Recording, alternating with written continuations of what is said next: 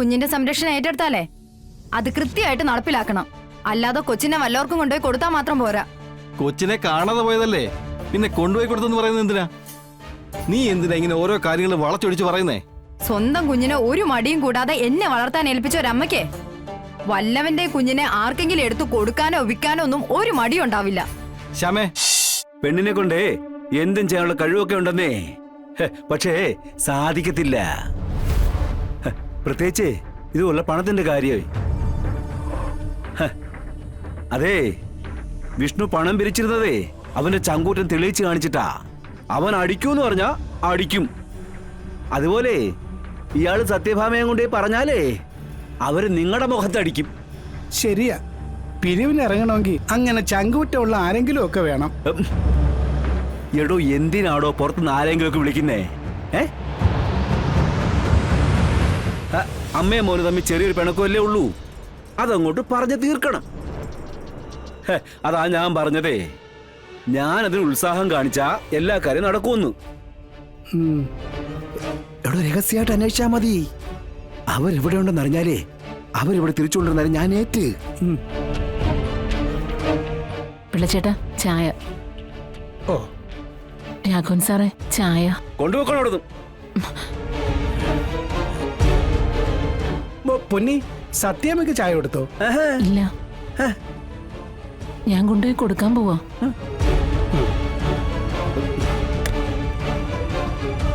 പിള്ളച്ചേട്ടാ, ഒന്നെടുത്ത് സാറിന് കൊടുത്തേക്കണേ.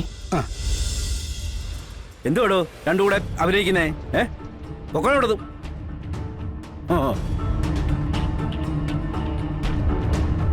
സാറേ, ചായ കൊണ്ടുപോക്കണം. ഇയാളൊരു ചായ. ആദ്യേ ഇയാൾ ഞാൻ പറഞ്ഞ പണി കൊണ്ട് ചെയ്യൂ. പണം പലിശയ്ക്ക് കൊടുക്കാനേ ചിലപ്പോൾ അവർക്ക് കഴിഞ്ഞേക്കും. പക്ഷേ അത് വാങ്ങിക്കാൻ വരാൻ ഇവരെ കൊണ്ട് പറ്റില്ല. ഇവരെ കൊണ്ട് അത് സാധിക്കില്ല. ഇവർക്ക് 10 പൈസ ആരും കൊടുക്കേയില്ല.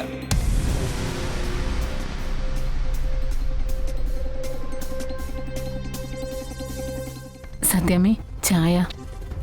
അതവിടെ വെച്ചേക്ക്. രാഘവേട്ടൻ വല്ലതും കഴിച്ചോ? ഇല്ല, ഞാനിപ്പോ ചായ കുടിച്ചിട്ടുണ്ട്. കുടിക്കുമെന്നറിയില്ല. കുടിക്കണ്ട, പട്ടിണി കിടക്കട്ടെ, എന്നിട്ട് ചാവട്ടെ. എല്ലാവരും അങ്ങ് ചാവട്ടെ. ഇനി നമ്മൾ മാത്രം എന്തിനാ ഇങ്ങനെ ജീവിക്കുന്നത്? നാട്ടിലിറങ്ങിയ നാട്ടുകാർ എന്തൊക്കെ ചോദ്യങ്ങളാ ചോദിക്കുന്നതെന്നറിയോ? പല സ്വഭാവക്കാരല്ലേ സത്യാമ്മേ, അവർക്ക് തോന്നുന്ന പോലൊക്കെ അവര് പറയും. സത്യം ഉണ്ടായിട്ടാണോ? ശരിയാ, സത്യമില്ലായിരിക്കാം. പക്ഷെ പറയാൻ വഴിമരുന്ന് ഇട്ട് കൊടുത്തിട്ടല്ലേ? അതിന്റെ അർത്ഥം എന്താ? എന്തെങ്കിലുമൊക്കെ അവര് തമ്മിൽ ഉണ്ടെന്നല്ലേ തോന്നൂ. അവൾ എന്റെ മോനെ കൊന്നിട്ട് മറ്റവനോടൊപ്പം സുഖിച്ച് ജീവിക്കുന്നു. അതാ ഇപ്പോഴത്തെ ജനസംസാരം. അതിൽ സത്യമുണ്ടെന്ന് തന്നെ ഞാനിപ്പോ വിശ്വസിക്കുന്നത്. കാരണം ഇപ്പൊ അങ്ങനെയല്ലേ അവർ രണ്ടുപേരും കൂടി കഴിയുന്നത്. അതുകൊണ്ട് തന്നെ ഞാനൊരു തീരുമാനം എടുത്തിരിക്കുക. എന്റെ വിഷ്ണുവിന്റെ മക്കള് അവൾക്കൊപ്പം ജീവിക്കണ്ട. പപ്പിയും സത്യയും ഇവിടെ ഈ വീട്ടിലേക്ക് കൂട്ടിക്കൊണ്ടുവരണം. എന്റെ വിഷ്ണുവിന്റെ മക്കളെ ഞാൻ വളർത്തിക്കോളാം. എനിക്കറിയാം അവരെ വളർത്താൻ. ഒരു രണ്ടാനച്ഛന്റെ തണലിൽ എന്റെ വിഷ്ണുവിന്റെ മക്കളെ വളർത്താൻ ഞാൻ സമ്മതിക്കില്ല.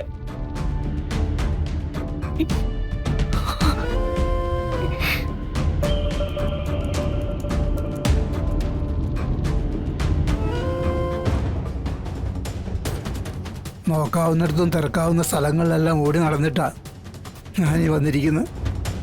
ഇനി എനിക്ക് ഓടാൻ വയ്യ. ചെല്ലാൻ സാധ്യതയുള്ള എല്ലാ സ്ഥലങ്ങളിലും ഞാനും പോയി തിരക്കി. പക്ഷേ ആർക്കും ഒരു വിവരമില്ല. അതെ, നിങ്ങൾ ഇങ്ങനെ ഓടി നടന്നിട്ട് ഒരു കാര്യമില്ല. അന്വേഷിക്കാൻ അധികാരമുള്ളവർ അന്വേഷിക്കട്ടെ. ഒരു ജില്ല ഭരിക്കുന്ന ആളല്ലേ, പോലീസുകാരെയൊക്കെ ചൊൽപ്പടിക്ക് നിർത്താൻ കഴിവുള്ള ആള്. നീ ശാലിനിയാണോ കുറ്റപ്പെടുത്തുന്നേ? ആ, ബെസ്റ്റ്. 2 മന്തുള്ള ആള് 1 മന്തുള്ള ആളെ കളിയാക്കുന്നു.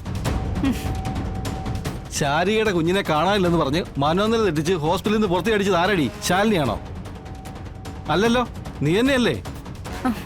നീ മനഃപൂർവ്വം ശാരികയിൽ വിഷം കുത്തി വെക്കുകയല്ലായിരുന്നോ? എന്നിട്ടിപ്പോ ഓരോ ന്യായം പറയുന്നു.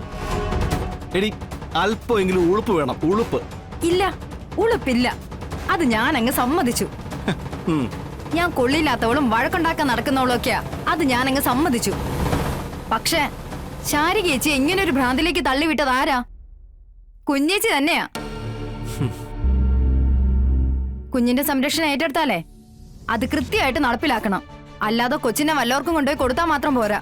കൊച്ചിനെ കാണാതെ പോയതല്ലേ, പിന്നെ കൊണ്ടുപോയി കൊടുത്തെന്ന് പറയുന്നത് എന്തിനാ? നീ എന്തിനാ ഇങ്ങനെ ഓരോ കാര്യങ്ങൾ വളച്ചൊടിച്ച് പറയുന്നേ? സ്വന്തം കുഞ്ഞിനെ ഒരു മടിയും കൂടാതെ എന്നെ വളർത്താൻ ഏൽപ്പിച്ച ഒരമ്മയ്ക്ക് വല്ലവന്റെ കുഞ്ഞിനെ ആർക്കെങ്കിലും എടുത്തു കൊടുക്കാനോ വിൽക്കാനോ ഒന്നും ഒരു മടിയും ഉണ്ടാവില്ല. ശ്യാമേ, ആ കഥയിലേക്കൊന്നും നീ പോണ്ട. എനിക്കിവിടെ പലതും വിളിച്ചു പറയേണ്ടി വരും. ഗർഭിണിയാണെന്ന് പറഞ്ഞൊരു കുടുംബത്തെ മുഴുവൻ പറ്റിച്ചതിനപ്പുറം ഒന്നും ഇവിടെ ആരും ചെയ്തിട്ടില്ല. അത്രയും വൃത്തികെട്ട പ്രവൃത്തി ചെയ്യാൻ നിന്നെ പോലെ സ്ത്രീക്ക് മാത്രമേ കഴിയത്തുള്ളൂ. എന്നിട്ട് അവള് മഹത്വം വിളമ്പുന്നത്.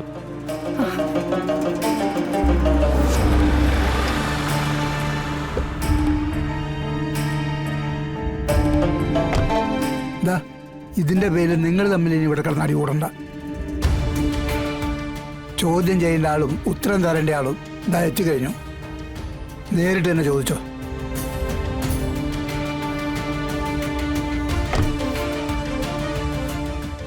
ആ, അച്ഛനെന്ത് എവിടെ പോവാ? കാര്യങ്ങൾ ചോദിച്ചറിയാനുള്ള ഉത്തരവാദിത്തം അച്ഛനും ഉണ്ട്.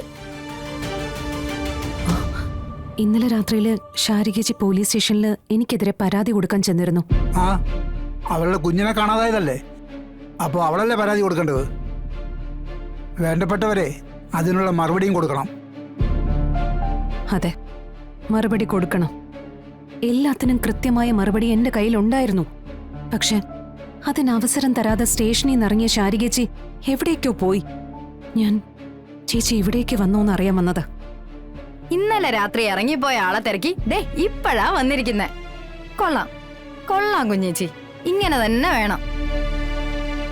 എല്ലാത്തിനും കൂടെയുണ്ട് ഒപ്പമുണ്ട് എന്ന് പറയുന്ന ആളിന്റെ തനി നിറം കാണിച്ചു തന്നതിന് നന്ദിയുണ്ട്, പെരുത്ത നന്ദിയുണ്ട്. ഞാൻ വന്നിരിക്കുന്നതേ നിന്നോട് തർക്കിക്കാനോ മത്സരിക്കാനോ അല്ല. ശാരികേച്ചി ഇവിടെ ഉണ്ടോ ഇല്ലയോ? ഒരാളും ഇല്ല. ഞാൻ ഈ പകൽ മുഴുവൻ അവളെ നോക്കി റെയിൽവേ സ്റ്റേഷനിലും ബസ് സ്റ്റാൻഡിലും ഒക്കെ നിരങ്ങിയിട്ടാ വന്നിരിക്കുന്നത്. എവിടെ പോയെന്ന് അറിയാനും പാടില്ല. ചത്തോ ജീവിച്ചിരിപ്പുണ്ടോ എന്ന് ആർക്കറിയാം. കായലിലോ പുഴയിലോ ചാടിയിട്ടുണ്ടെങ്കിൽ നേരത്തോട് നേരാകുമ്പോൾ ചത്തു പൊങ്ങൂന്ന് കേട്ടിട്ടുണ്ട്. അങ്ങനെയാണെങ്കിൽ നാളെ അറിയാൻ പറ്റും. നീ പോയിട്ട് നാളെ വാ. ഇനി വരാൻ സൗകര്യപ്പെട്ടില്ലെങ്കിൽ ഏതെങ്കിലും പത്രത്തിലെ ചരമക്കോടത്തിൽ നോക്കിയാലും മതി. അച്ഛാ, പിന്നെ ഞാനിതിനൊക്കെ എന്ത് മറുപടി പറയണം? ശാലിനി, ഞാനും അച്ഛനും ഒക്കെ ശാലിയേച്ചി അന്വേഷിച്ചിട്ട് ഇതാ ഇപ്പൊ ഒന്ന് കയറിയതേ ഉള്ളൂ. എവിടെയാണെന്ന് അറിയില്ല. ശാലിനി അല്ലാതെ ശാലിയേച്ചി വേറെ ആരും കണ്ടിട്ടുമില്ല.